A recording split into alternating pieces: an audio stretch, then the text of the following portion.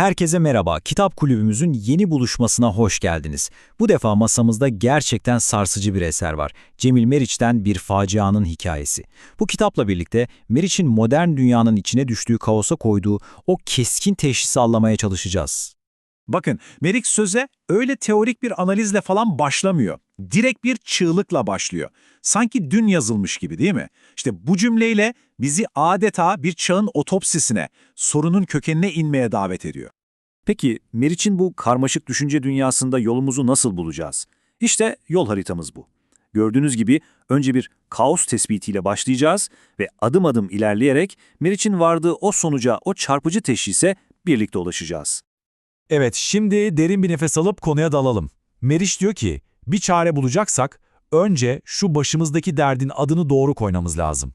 Hastalığa doğru teşhisi koyamazsak tedavi de bulamayız. Ona göre en büyük problemimiz, en büyük engelimiz dilin ta kendisi. Kullandığımız kelimeler, kavramlar bize yol göstermesi gerekirken tam tersine birer deli gömleğine dönüşmüş.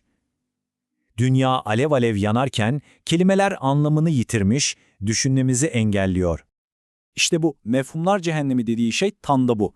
Bu yüzden Meriç adeta bir cerrah gibi eline neşteri alıyor ve bu modern toplumsal hastalığı tarif etmek için kelimeleri tek tek elemeye başlıyor. Doğru kelimeyi bulmak zorunda. İlk olarak anarşi kelimesini masaya yatırıyor ama hemen eliyor.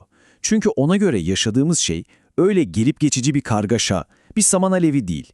Çok daha derin, çok daha köklü, yani kronik bir durum bu. Sonra anarşizme bakıyor. Bunu da hemen ayırıyor. Çünkü anarşizm diyor, kendi içinde tutarlı bir felsefe, bir dünya görüşü. Belki ütopik bir rüya ama soylu bir rüya.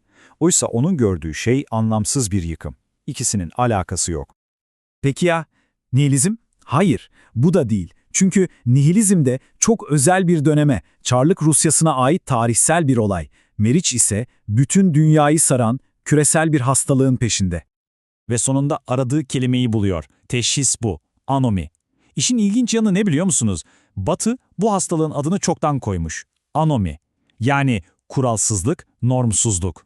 Değer sisteminin temelden çürümesi hali. Toplumsal bir çöküş.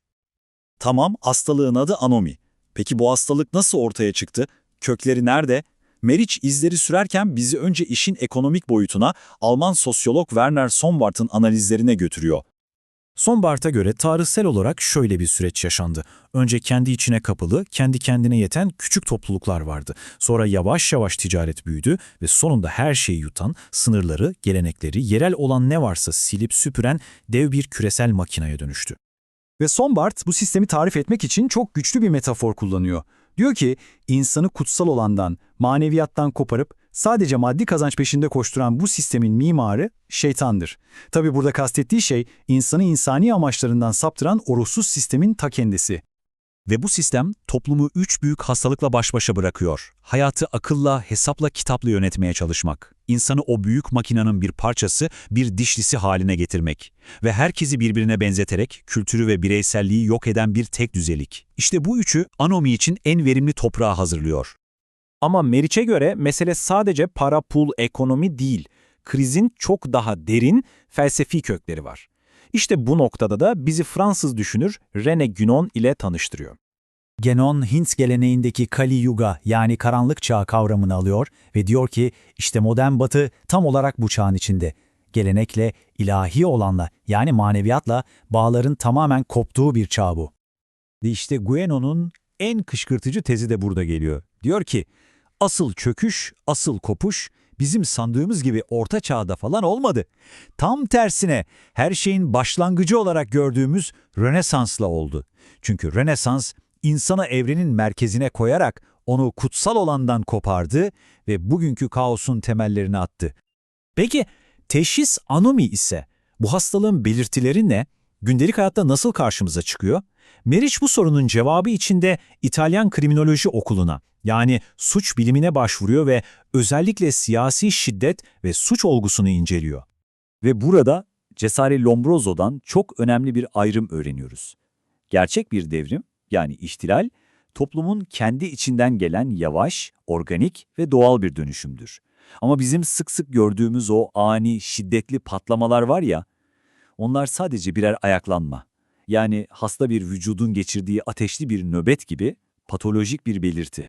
Scipios Sigele ise bu analize bir katman daha ekliyor. Diyor ki, modern toplum aslında şiddeti ortadan kaldırmadı. Sadece şekil değiştirdi. Eskiden kaba kuvvetle, cinayetle işler görülürken şimdi güç para ve hileyle, yani sahtekarlıkla kazanılıyor. Aslında daha kurnaz, daha sofistike bir vahşiliğe geçtik. Evet, şimdi tüm parçaları birleştirelim. Meriç'in bize sunduğu resim şu: ekonomik materyalizm, gelenekten ve maneviyattan felsefi kopuş ve bunların bir sonucu olarak ortaya çıkan siyasi şiddet. Bütün bunlar aslında çok daha derin bir krizin, yani anominin farklı belirtileri. Meriç, sorunu bütün çıplaklığıyla, bütün karmaşıklığıyla önümüze koyduktan sonra bizi bu soruyla baş başa bırakıyor. Ortada içinden çıkılmaz bir kör düğüm var. Peki ama bu düğümü çözecek bir İskender var mı? Bir çıkış yolu var mı? Ve işte bu soru sanırım bizim de kitap kulübü olarak tartışmamızı başlatacağımız en doğru yer. Cemil Meriç bu satırları 20. yüzyılda yazdı. Peki bugüne, kendi yaşadığımız dünyaya bir bakın. Sosyal medya, bitmek bilmeyen kutuplaşmalar, krizler. Sizce Meriç'in teşhisi bugün yazıldığı günden daha bile geçerli olabilir mi? Ne dersiniz?